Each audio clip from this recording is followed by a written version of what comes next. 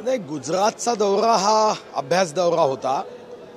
जिथं जिथं उत्तम डॅशबोर्ड असतील, वॉर रूम असतील, जनतेच्या सेवेसाठी सरकारच्या ज्या योजना आहे त्या योजना वेगाने, त्वरेने, गतीने पोचाव्या यासाठी ज्या काही व्यवस्था असेल त्याचा अभ्यास महाराष्ट्रामध्ये शिवसेना भाजप युतीच्या माध्यमातून करण्याचा निर्णय झाला.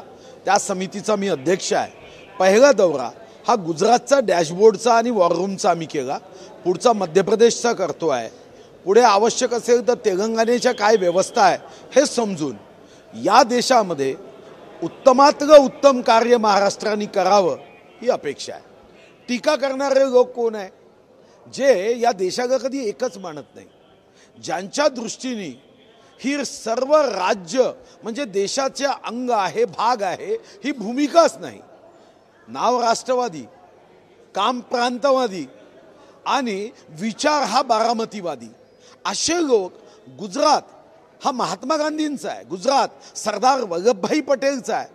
उद्या तर हे लोक यासाठीही कमी करणार नाही की भगवान कृष्ण गुजरातचे होते, द्वारका त्यांची राजधानी आहे, म्हणून आता भगवद्गीता ही गुजरातच्या एका देवानी लिहिली म्हणून आम्ही भगवद्गीता वाचणार नाही, अशी भूमिका परिवारवादी जे पक्ष आहे, जे सत्तांध आहे, मताचं तुष्टीकरण करतात, मताचा अनुनय करतात, ज्यांच्यासाठी परिवार म्हणजे देश आहे, देश म्हणजे परिवार नाही, असे लोक अशा दौऱ्यावर टीकाच करतील.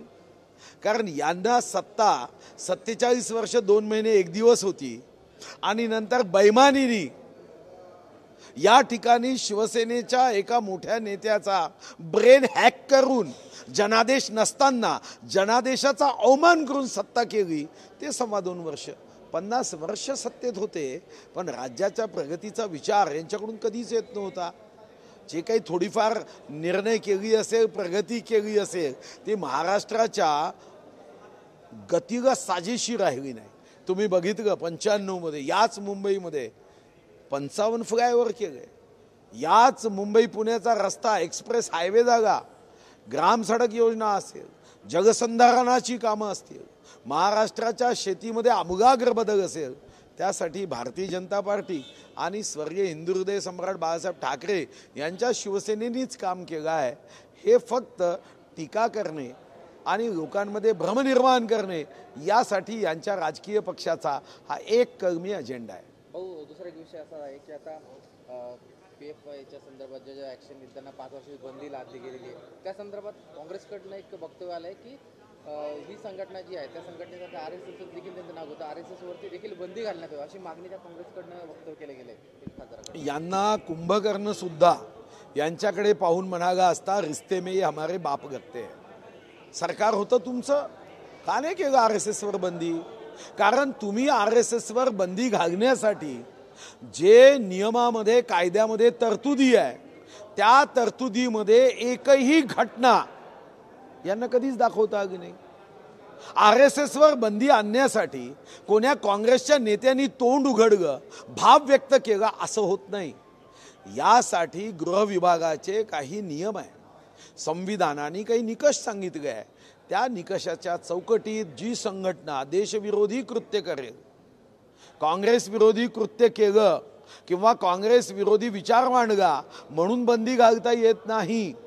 हे लोकशाहीची आणीबाणीमध्ये हत्या करणाऱ्या काँग्रेस जनांना कधीच समजणार नाही. एका परिवाराची सेवा करता करता ज्यांचं आयुष्य गेलं त्यांना देशाची सेवा काय असते, देशाची सेवा करणाऱ्या संघटनेचं महत्त्व काय असतं हे यांना कदापिही समजणार नाही. आणि म्हणून त्यांनी बंदी घाला असं म्हणण्याच्या अगोदर तुमचं सरकार असताना मग बंदी का घातली नाही असा प्रश्न स्वतःला किंवा स्वतःच्या कुटुंबातील सदस्याला विचारून उत्तर तिथं दिलं पाहिजे. एका संघटनेवर जे राष्ट्रविरोधी कृत्य करते म्हणून बंदी घातल्याबरोबर तुमची पोटदुखी ही जनता समजून घेत आहे. तुमच्यासारखे मतासाठी लाचार असणारे पक्ष हे या देशामध्ये आहेत. हेच या देशाच्या राजकारणामधलं चिंतन मंथन करणारी आवश्यकता व्यक्त करते. हिंदी में जानना चाहेंगे, PR को लेके बैन लगाया है केंद्र सरकार ने, क्या कहना है? देखो, ये कोई सरकार बयान नहीं करती। संविधान और हमारे कानून के चौकट में जो बताया है, जो देश विरोधी कृत्य करते हैं, जो राष्ट्र विरोधी बातें करते हैं, जो देश का विभाजन करने की बातें करते हैं, जिनकी विचारधारा ये देश भक्ति से या राष्ट्र प्रेम से प्रेरित नहीं है, और कुछ ऐसे तत्व है जो हमेशा यहाँ पर डिवाइड करने का काम करते हैं, जहर घोलने का काम करते हैं। हमारा संविधान कहता है कि ऐसे कृत्यों के आधार पे अगर हमारे पास एविडेंस है तो बंदी लानी चाहिए। कांग्रेस जो सवाल उठा रही है आरएसएस को, तो कांग्रेस यहाँ 2.5 साल सत्ता में थी, अगर उनको कुछ जानकारी है तो वो भी आरएसएस पे बंदी लाने के लिए काम कर सकते हैं, मगर आप में भी ताकत नहीं थी। आप में भी आरएसएस पे बंदी डालने के लिए कोई एविडेंस नहीं थे, कोई पुरावे नहीं थे। ये तो बेमतलब की बातें हैं, ये मतों के तुष्टीकरण की बातें हैं। ये सत्ता के ऐसे लाचार लोग हैं जिनको अगर देश विरोधी कृत्य करने वाले संगठन पे बंदी डालने के बाद इनके पेट में इतना दर्द हो जाता है कि ये दर्द के मारे इनके ओठों से निकलता है कि इन पे बैन डाला तो आरएसएस तो देशभक्त संगठन है। नमस्ते सदा वत्सले मातृभूमि, ये मातृभूमि को नमन करते हैं, प्रणाम करते हैं, वंदन करते हैं, इसलिए आरएसएस काम कर रही है।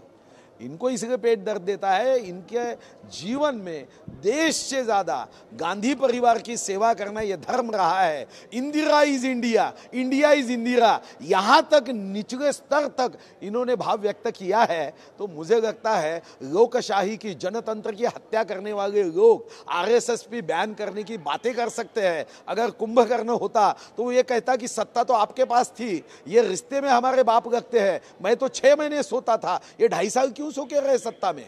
2.5 साल में क्यों निर्णय नहीं किया बैन करने का? क्योंकि इनको पता था कि आरएसएस पे बैन करने के लिए हमारे पास न कोई एविडेंस है, ना कोई घटना है। आरएसएस ऐसा कोई काम नहीं करती। आरएसएस हमेशा देशभक्ति के मार्ग पे चलती है।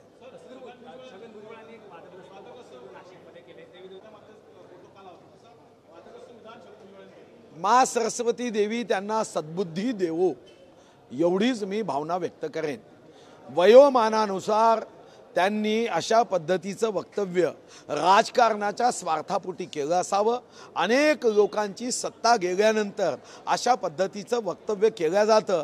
मला वाटतं की भुजबळ साहेबांनी अशा पद्धतीचं वक्तव्य हे त्यांच्याकडून अपेक्षित नव्हतं, पण सत्ता गेल्यानंतर असा तोल जाण्याची शक्यता असते आणि याकडे फार गंभीरतेने बघू नये।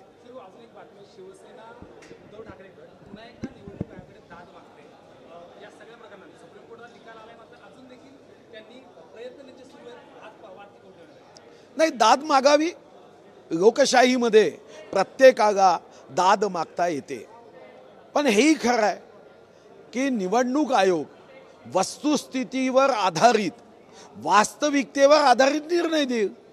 लोकशाहीमध्ये एखादा राजकीय पक्ष हा काही एखाद्या मालकीचा नसतो। जमीन जायदाद ही एखाद्या कुटुंबाची असू शकते, पक्ष कोणत्याही कुटुंबाच्या मालकीचा असू शकत नाही। कार्यकर्त्यांच्या परिश्रमाने पक्ष घडत असतो। कार्यकर्ता हा आपल्या आयुष्याचा आणि परिवाराच्या हक्काचा क्षण पक्षाचा झेंडा हाती घेऊन पक्षाच्या विजयासाठी जर खर्च करत असेल तर पक्षाची खरी मालकी त्या पक्षाच्या कार्यकर्त्याची आहे, ज्यांनी अनेक वर्ष त्या पक्षासाठी काम केलं। आणि म्हणून निवडणूक आयोग बहुमताच्या आधारावर चिन्ह कोणाच्या मालकीचं आहे, पक्ष कोणाकडे गेला पाहिजे याबद्दल निर्णय करेल। तर्काच्या आधारावर ज्यांच्याकडे बहुमत पक्ष त्यांच्याकडे।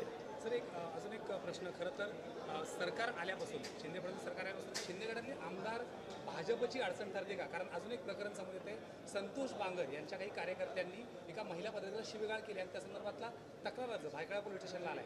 कधी तानाजी सावंत, कधी संतोष बांगर, कधी अजून कोणी अडचण ठरते एक संकेत। मला असं वाटतं की एखाद्या आमदारांनी किंवा एखाद्या मंत्र्यांनी एखादं स्टेटमेंट केल्यानंतर एकनाथराव शिंदे साहेब आणि देवेंद्रजी या संदर्भात जर त्यांनी केलेलं भाष्य योग्य नसेल तर दोन्ही नेते आमचे इतके संवेदनशील आहे की आपल्या कोणत्याही आमदारांनी, लोकप्रतिनिधींनी, कोणत्याही मंत्र्यांनी भाष्य करताना त्यामध्ये संयमित भाषेचा उपयोग केला पाहिजे, हे आग्रह दोन्ही नेते करतात.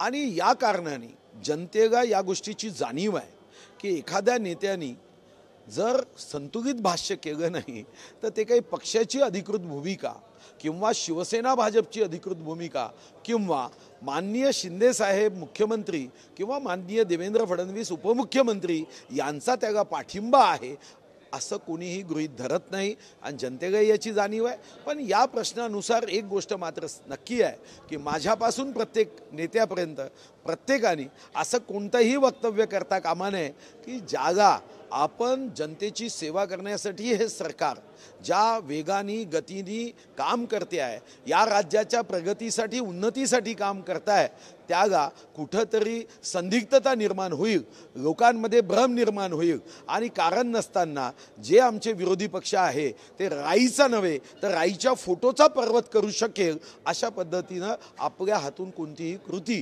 किंवा भाष्य होता कामा नये.